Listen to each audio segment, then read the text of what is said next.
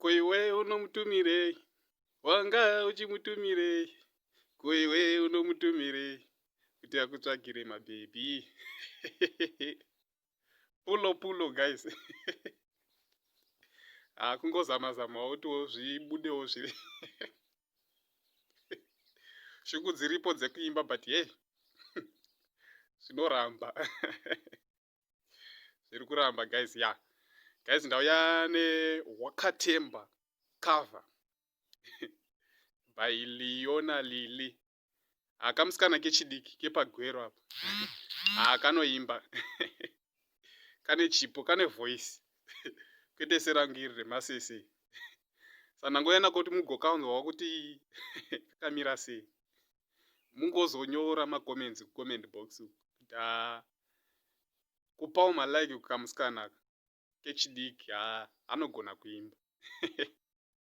So guys, kuti musada kuona zvima latest, please subscribe and click a notification bell. Kuitira zvinyuwani zvouya guys ka. Musajambiwa, musadarikirwa, muzipirwe. Sandoda kuti muone ka video ka Lilly Liona Wakatemba cover. Kamusikana kanoimba. Anogona nice. Ungonzwa kuti muZimbabwe tine vana vane chipo. Vamwe vana vasati vakuzivikanwawo zvavo but Zimbabwe yakatakura guys. Zimbabwe yakatakura vana nematalents. Kamusikana kechidiki kanobva pagwero apo. Saka enjoy guys. Nika video ako Wakatemba. Thank you guys, please subscribe.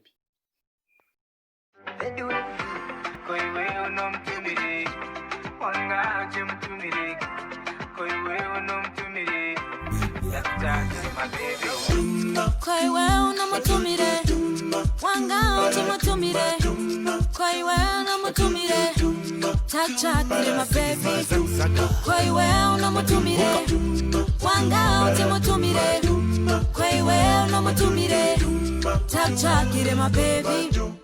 Oh never go tell it Wakatemba. Oh never go tell it see you wake up. Oh never go tell it Wakatemba. Moja tapa mesere. Go tell it see you wake up. Koiwe unomutumire.